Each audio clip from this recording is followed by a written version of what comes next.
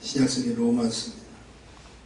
로마서 6장 11절에서부터 14절까지, 로마서 6장 11절에서 14절까지 봉독해 올립니다. 이와 같이 너희도 너희 자신을 죄에 대하여는 죽은 자요 그리스도 예수 안에서 하나님을 대하여는 산 자로 여길지어다. 그러므로 너희는 죄로 너희 죽을 몸에 왕 노릇하지 못하게 하여 몸의 사욕을 순종치 말고, 또한 너희 지체를 불의의 병기로 죄에게 드리지 말고, 오직 너희 자신을 죽은 자 가운데서 다시 산 자 같이 하나님께 드리며 너희 지체를 의의 병기로 하나님께 드리라. 죄가 너희를 주관치 못하리니 이는 너희가 법 아래 있지 아니하고 은혜 아래 있음이니라. 거룩하신 주님 은혜 감사합니다. 허락하신 말씀을 통해서 빛의 은혜 받게 하시고 하나님의 구속의 영광만이 드러나기에 부족함이 없도록 이 시간을 축복하옵소서. 예수님 이름으로 간절히 기도했습니다. 아멘. 참 좋은 주의 날입니다. 우리 하나님께서 오늘도 여전히 우리를 사랑하시고 우리를 축복해 주실 걸 믿으시면서 아멘 하시고 우리 하나님께 영광 돌리기를 소원합니다. 지난주에 저희 집안에서 좀 문제들이 막 생겼죠. 평소에 같이 신앙생활 하시던 우리 권사님 소천하셨죠. 마지막 제가 병원까지 우리 사모하고 같이 이렇게 데리고 가면서 여러 가지 만감 교차가 되더라고요. 바로 그 전날까지도 항상 기도하시고 대속엔 자기가 스스로 가리세요. 너무 감사하죠. 조금이라도 자녀들에게 보여주지 않기 위해서 굉장히 애쓰셨던 그분이 하늘나라 가셨어요. 저희 사모하고 저는 집에서 항상 새벽 3시면 1차로 깨야 돼요. 새벽 6시쯤 2차로 깨야 돼요. 지금까지 했어요. 그 이유가 뭐냐면 우리 장모님이 혹시 밤사이에 어떤 일이 생기면 싶기도 하고 점검을 하죠. 연세가 드시니까 몸속에 산소가 자꾸 부족합니다. 입을 쫙 벌리고 주무실 때가 참 많죠. 눈이 미망하면 안 되잖아요. 그러면 물이 산소가 부족하니까 뭐가 문제가 있냐면 심장에 문제가 생겨요. 그래서 결국 심장마비로 소천하실 때가 참 많습니다. 그래서 저는 거의 새벽 3시에 한번 깨야 돼요. 근데 그 깨고 또 6시에 또 한번 또 내려와야 돼요. 저희 집이 2층으로 되어 있기 때문에 아래층으로 내려가서 우리 권사님 방을 제가 보고하는 게 힘들지는 않았어요. 만약에 힘이 들었다면 저것이 보세요. 저희 삶이 짜증나겠죠. 근데 왜 힘이 들지 않았냐면 목사님의 친어머니, 우리 어머니도 저희가 계속 모셨거든요. 모시면서 특별히 사모가 결혼해서 같이 살면서 우리 어머니를 지극정성 이렇게 공양을 하시고 이렇게 애쓰셨다. 그때 저희 장모님이 딸이 힘드니까 우리 집에 또 같이 계셨어요. 계시면서 사실은 우리 어머니까지 같이 섬기시는 거예요. 연세가 우리 어머님이 1913년생이니까 연세가 많죠.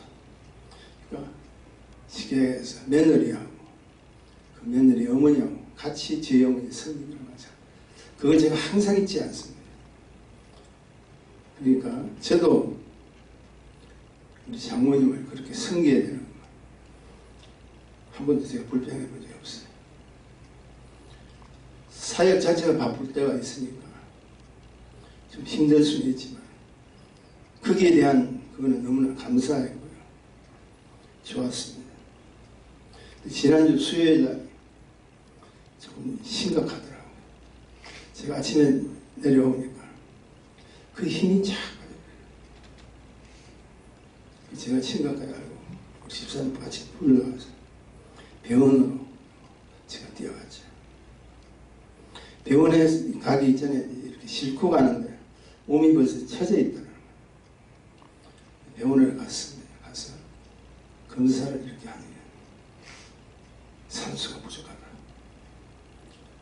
그래서 마비가 올 수가 있으니까 심장 마비가 올 때 심폐소생술 이거 아시죠? 마사지 하는 거.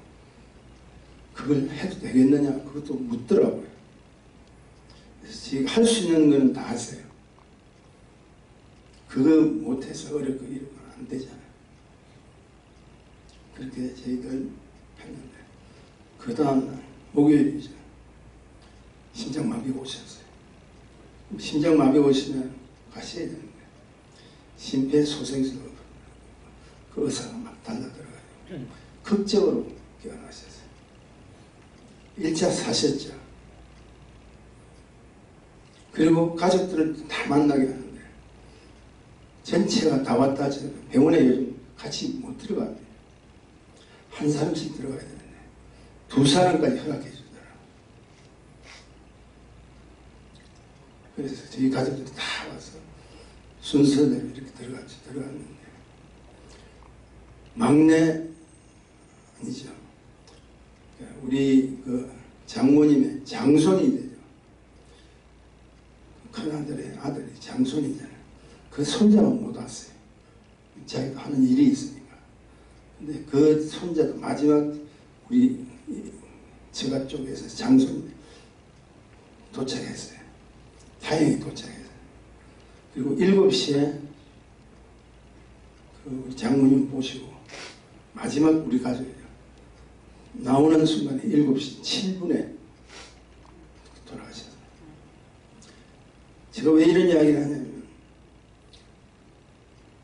하나님 준비하시고 계획하신 모든 일들이 믿는 자의 죽음은 그분이 다 직접 운행하시더라고요.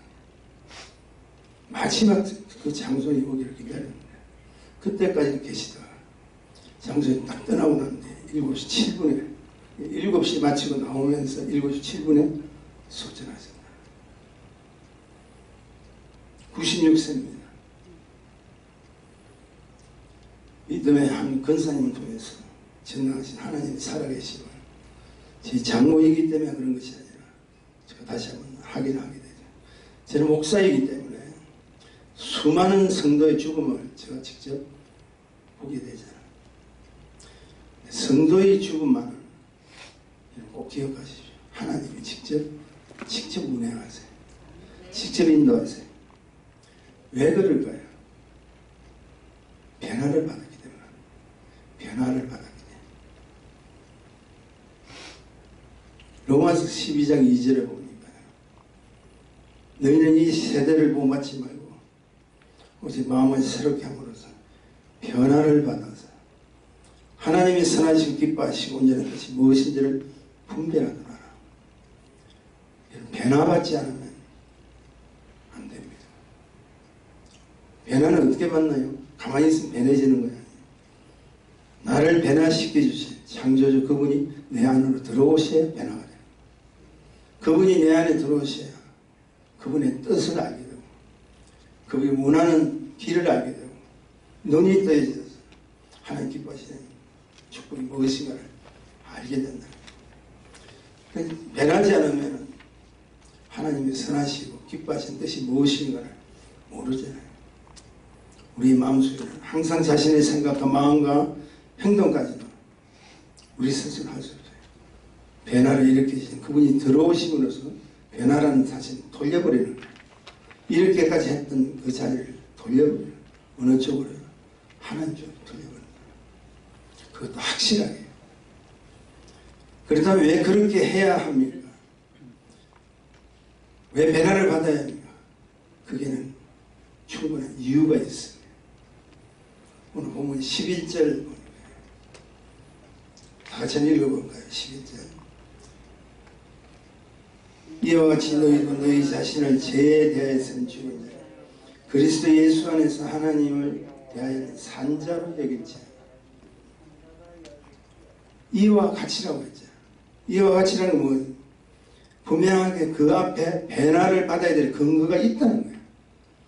그것을 보고 하나님께서 제시해 준 그 일을 보고 너희가 배나를 받지 않으면 안 된다.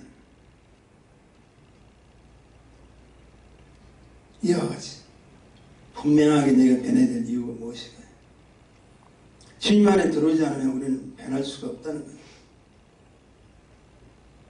그 근거가 무엇이기에 변화를 받을 이유가 있단 말이에요. 사람이 죽고 사는 이유가 성경에 보니까 예수 그리스도의 은혜로 되는 거예요. 나를 위해서 대신 죽으시고 나를 위해서 대신 죽은 자 가운데서 다시 사셨던 그분이 죽은 자 가운데 사셨기 때문에 그분이 내 속에 들어오면 뭐가 임하죠? 주님의 구원의 축복이 임하는 거예요. 그것을 우리는 흔히 뭐라고 이야기해요? 은혜라는 거예요. 변화를 받는 사람의 은혜에 있다는 거예요. 근데 우리 하나님께서 우리에게 주신 그 은혜 속에 뭐가 있죠?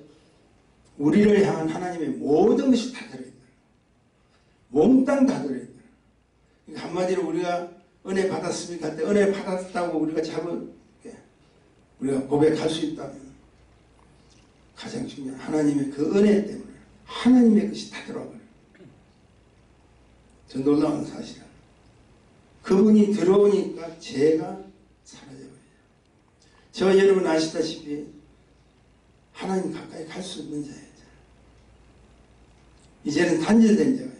그러나 그분이 들어오니까 이제 단절해서 은혜로 개통을 해버리는 거예요. 오픈을 해버리는 거예요. 마음대로 들어갈 수 있다. 죄의 종에 구속되지 않고 오히려 어렵다함을 잊고 이젠 죽은 자가 아니라 산 자요. 우리는 악인이 아니라 의로운 의인으로 바뀌어진다. 그러므로 묻습니다. 저 여러분은 산 자입니까? 죽은 자입니까? 산 자라는 거예요. 제가 우리 장모님이 바로 들어가서 못 봐요. 오히려 먼 데서 유리창으로 가까이 갈 수도 없어요. 얼마나 아쉽겠습니까?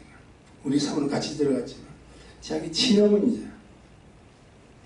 근데 그래도 들어갈 수 없을 때 우리가 기뻐할 수밖에 없는 거예요. 그분이 모습은 죽은 자가 되어 있어요. 몸뚱아리는 죽은 자가 되어 있어요. 사셨단 말이에요. 살아있는 그분을 우리가 보는 거예요. 그래서 내가 우리 사모를 위로할 수 있고 그분도 다시 한번 힘을 얻고 갈 수가 있죠. 죄의 삭은 뭐라고요? 사망이잖아요. 죄의 법 아래에 있으면 우리는 구원을 이룰 수가 없습니다. 여러분이 아무리 선하다고 생각해도 죄가 들어오면 죄의 법 안에 들어가 버리면 우리는 죄인인 거예요. 한 사람도 걸리지 않을 죄는 없다는 거예요. 근데 그분이 들어왔어요. 죄의 삭은 사망이라는 그런 울타리 속에 그분이 직접 들어오셔서 그 사망의 근세를 깨트려 버리시고 우리에게 참 자유를 주시고 여러분 잘 아시는 십자가 사건이에요. 오늘 여러분 꼭 기억하셔야 될 것은 그 가장 기본적인 문제를 다시 한번 살펴보기로 합니다. 죄에서 자유함을 얻은 저와 여러분 산자요 변화를 받은 축복자인 것을 믿으시면 아멘 하십시오. 우린 축복자라. 그래서 하나님 종 사도 바울은 이 엄청난 사실을 확증시켜서 이렇게 고백합니다. 14절 적어져 있어요. 제가 너희를 주관치 못하니 이는 너희가 법 아래 있지 아니하고 은혜 아래에 있습니다. 기가 막힌 말입니다. 놀라운 사실입니다. 죄가 있어도 그 죄가 너희를 주관치 못한다. 지금도 우리 속에는 죄가 있어요. 오늘 이 시간 이후에도 얼마든지 알게 모르게 지을 수 있는 죄가 있습니다. 근데 그분이 들어오셨기 때문에 죄가 세상에 있다 할지라도 우리는 그 죄의 주관 법 아래 있지 아니하고 꼭 이름 기억하십시오.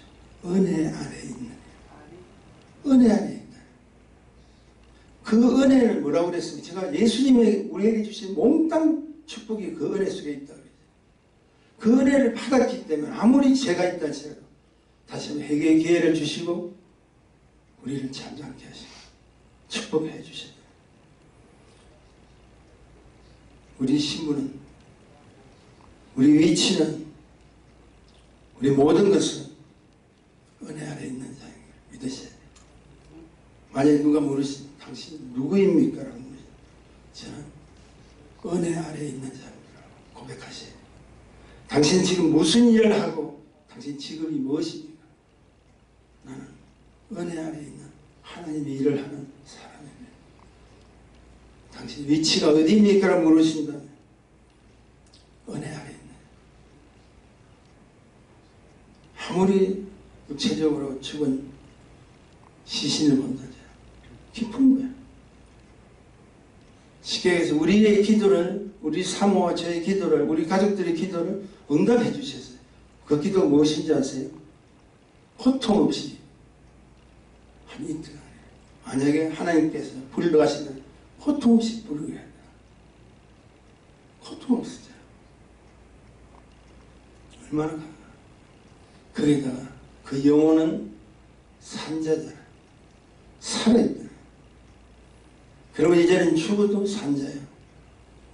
다시는 사망의 근세가 우리를 해할 수 없는 산자이라는 것을 기억하셔야 돼요.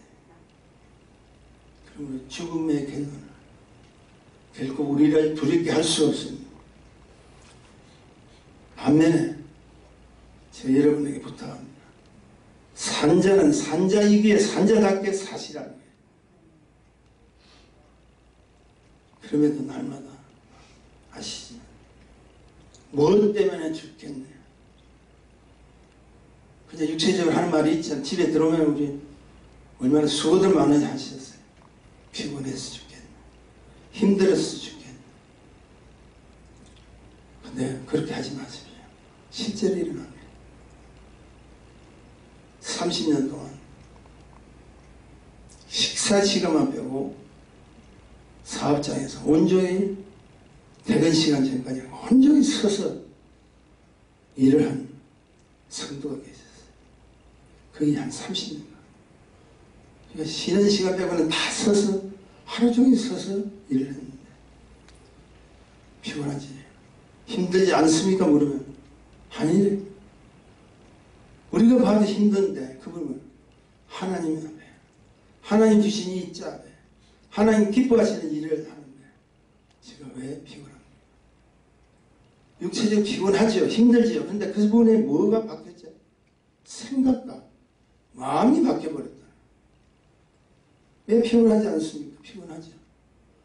근데 산자이기 때문에 힘들어도 산자답게 살면, 여러분 잘 알다시피 갈렙과 여호수아 보세요. 똑같은 환경을 봐도 그들의 생각은 뭡니까? 변화받은 하나님의 산자이기 때문에 그들은 우리의 밥이다. 그리고 그것을 뭐라고 해요? 신이 아름다운 것이다. 왜냐하면 산자는요, 창조적이고 긍정적인 대화로 이루어지죠. 저는 이런 생각을 해봅니다. 어떤 제목을 놓고, 어떤 문제를 놓고 우리 중보기도 부탁할 때가 있잖아요. 그리고 우리가 중보기도를 하잖아요. 근데 상대를 위한 중보기도는 우리가 흔히 기도할 때 오직 상대의 문제 해결만을 위해서 기도 많이 한다. 당연하죠. 그분이 지금 이런 게 처했으니까 저렇게 하나님 피해를 주십시오. 하나님께서 해결해 주셔야 됩니다. 그렇게 하잖아요. 왜냐하면 상대가 축복을 받아야 돼요. 근데 그 축복을 통한 하나님 쓰임받기 위해서 기도를 조금 바꿔보세요. 그분의 문제를 누가 아실까요? 주님이 아십니다. 그렇다면 우리 입술의 도구는 뭐로 나와야 되는 거예요?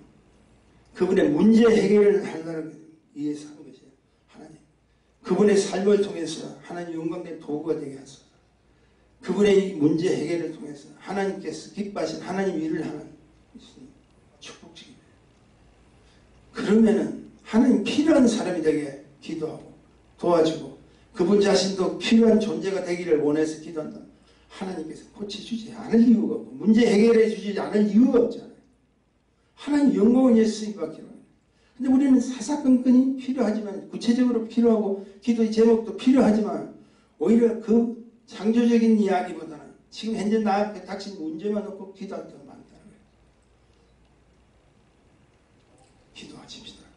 창조적이고 근원 대신 긍정적이고 모든 것을 이루어주시는 새롭게 하신 생명의 주님 앞에 하나님 그분이 다시 한번 잃어버렸던 생명이 있다면 소생케 하시고 영혼의 잘못된 것이 있으면 해결해 주시고 무엇보다도 하나님 이 시대 이 시기에 어렵고 힘든 시기에 필요한 존재가 되게 하소서. 교회를 위해 섬기고 하나님 영광을 위해서 쓰임받는 축복이 되게 하소서. 그 기도를 하면 하나님 보시잖아요.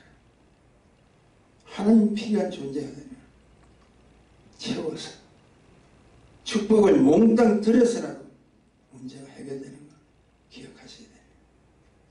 기도하는 거. 주님 앞에 간구하는 자의 삶, 산자의 삶, 변화를 받는 하나님의 사람의 삶입니다. 얼마 전에 제가 카톡 하나를 받았는데요. 영화배우 신영균 씨라고 여러분 아시죠? 현재 95세인데요. 연세가 참 많으시죠. 저희 때 우리 장로님 때 아주 날리는 분이시죠. 연기도 잘하시고 요즘은 다르겠지만 그 시대는 인기 있는 배우는요 1년에 거의 30편은 찍어요. 30편. 그럴 정도로 그분 연기가 참 잘했던 분이에요. 어려운 시기에 배우가 되어서 그 집은 그 어머니부터 철저한 기독교 집안이에요. 연예인들이 기독교 되면서 집안이지만 연예인들이 유혹이 많잖아요. 근데 그게 다 이겼던 건데 어찌됐든 그분이 재산을 많이 먹었어요. 제가 알고 있기는 서울대학교 의과대학교 치대 출신이에요. 근데 그렇게 어렵게 모았던 재산 중에 500억 원을 자녀들한테 주시다고. 영화 산업에 필요한 그 일에 영화 배우라도 인기 없는 데 얼마나 힘들고 어렵게 삽니까? 그리고 기금을 위해서 500원을 내놨어요. 그리고 100억을 자기 모교인 서울대학교에다 기증도 했어요. 그게까지는 우리 인정한다 할지라도 마지막에 그분이 이런 이야기를 합니다. 내가 장로인데 내가 죽으면 한 가지만 여어주십시오. 내 간 속에 내가 평소에 사용했던 성경책 한 권만 넣어주십시오. 그게 유언이에요. 결국 쉽지 않습니다. 근데 그가 그렇게 할 수 있었던 거는 산자이기 때문에 자기도 언젠가는 하늘나라를 가시에요. 내가 이 땅에서 고백하고 선포할 수 있는 건 나의 결단이고 나의 다짐이라고 하나님 앞에 선포하겠습니다. 하나님 앞에 다짐하겠습니다. 나의 전 재산을 어렵고 힘든 사람들에게 나눠주고 나는 내 간 속에 오직 내가 읽던 성경책 한 권이면 나는 부족함이 없습니다. 굉장히 제가 읽고 감동을 받았어요. 왜 그렇게 할 수 있습니까? 산자이기 때문에. 죽은 자가 아닙니다. 우리는 살아있는 자예요. 변화를 받은 사람이에요. 다시 묻습니다. 산자인 것을 믿으시면 하십시오. 근데 산자라면 산자가 해야 될 일이고 하지 말아야 될 일이죠. 하지 말아야 할 것이 있지. 성경입니다. 제가 너희의 왕노릇을 하지 마라. 12절입니다. 그러므로 너희는 죄로 너희 죽을 몸에 왕노를 하지 못하게 하여 몸의 사욕을 순종치 마.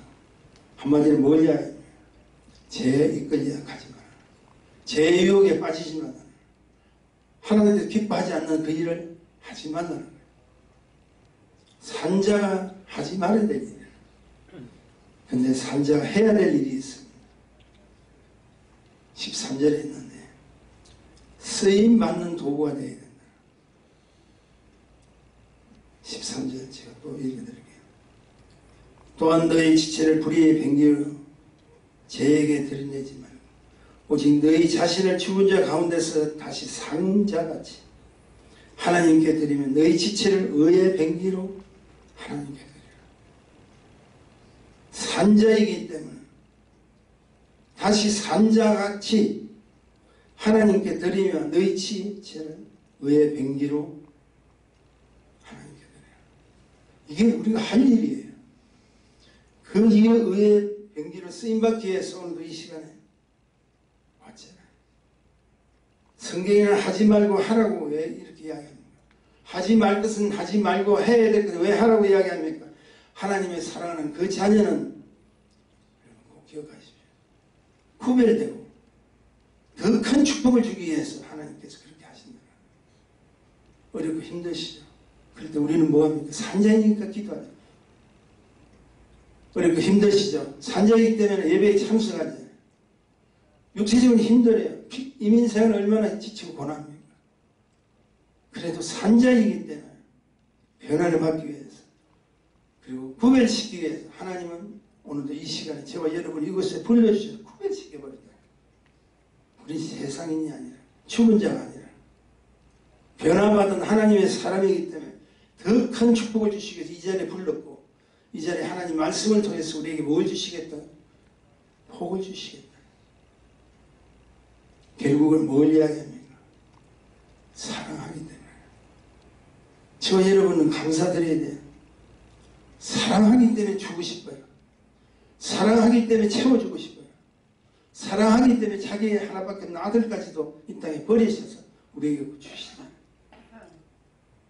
사랑은요, 주고 싶고 사랑은 베풀고 섬기고 싶다는 걸 아셔야 돼요. 이렇게 하십시오 저렇게 하십시오 중요한 게 아니라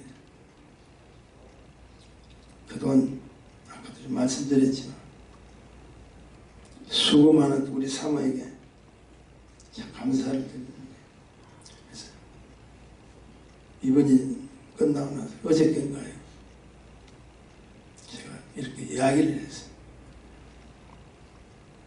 맛있는 거 좀 제가 사드리려고 물었습니다. 당신 무엇이 제일 먹고 싶나? 무엇이 제일 맛이 있나고 제가 물어봤어요. 그러면 자기가 맛있다고 하는 거 제가 시간을 내서 비싸더라. 좀 사주고 싶은 생각에 물었습니다. 그러면 최소한 음식 메뉴가 비싸지만 맛있는 거 있잖아요. 먹고 싶어도 평소에 먹지 못하는 게 있잖아요. 그래서 그런 거 좀 하려고 제가 원래 무뚝뚝하고 사근사근하지를 못합니다. 그래서 그렇게 물었어요. 근데 뭐라고 이야기하는지 아세요? 뭘 좋아한다고 이야기하는 거 아세요? 한번 알아맞혀보세요. 제가 깜짝 놀랐어요. 나는 굉장한 먹고 싶다고 이야기할 줄 알았는데 뭐라고 이야기하냐? 콩나물이 먹고 싶대. 콩나물이 제일 좋대. 그래서 수준이 없어서 그런 거야. 그래서 창조적이지 못해서 그런 거야. 한편으로도 그 소리 듣고 나니까 최고 자기가 맛있게 먹는 게 콩나물. 근데 제가 이런 생각을 해봤어요. 왜 이런 말을 답을 하고 저하고 사모는 그 삶 속에서 뭐가 돼요? 사역 속에서 우리가 살아가는 인생 속에서 이중성이 없잖아요. 순수냐. 최고의 가치가 있는 거예요. 자기가 그냥 먹고 싶은 거 이야기할 수 있는 그 수준이 돼요. 감사하더라고요. 별로 먹고 싶지도 않은데 비싸니까 상대를 위해서 되지만 남편에게는 그런 관계가 아니잖아요. 보통이잖아요. 우리가 이런 말을 제가 왜 드리냐면 저와 여러분이 하나님께 변화받은 하나님의 사람이라면 그냥 이야기하십시오. 뭘 준비를 해서 뭘 계획을 세워서 뭘 거룩한 것을 해서 뭔가 큰 비전을 가지고 큰 꿈을 가지고 하나님께 이야기하는 게 아니라 하나님, 난 당신을 사랑합니다. 사랑하는 나에게 하나님 이것 주세요. 이것 주시면 내가 할 일을 하나님께서 아시잖아요. 우리 그런 관계가 안 되잖아요. 은혜를 입었으면서 가까이 가지를 못하잖아요.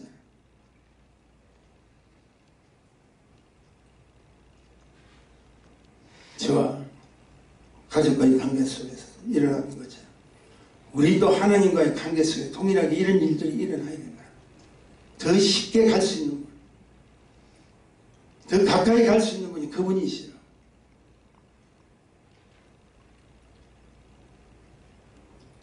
하나님과 우리 사이가 기억하십시오. 보통 사이가 아닙니다. 보통 사이가 아니에요. 정말 그분은 우리를 엄청나게 사랑하셨어요. 아낌없이 사랑하셨어요. 축복을 주시기 위해서 사랑하셨어요. 그런데 최고의 가치를 주고 최고의 은혜를 준 그 이유를 우리는 예면하자. 그분이 우리에게 주신 축복이 무엇인가? 한 가지입니다. 사랑입니다. 하나님이 세상을 이처럼 뭐라고요? 사랑하사 독생자를 우리에게 주셨다고 했잖아요. 우리를 사랑하니까 그분을 보냈고 그분이 죽으셔야 우리가 살 수 있는 길을 열어주셨잖아요. 그 이상의 만난 인생이 어디 있겠습니까? 그 삶 속에, 그 십자가의 축복 속에 더 큰 가치가 어디 있겠어요?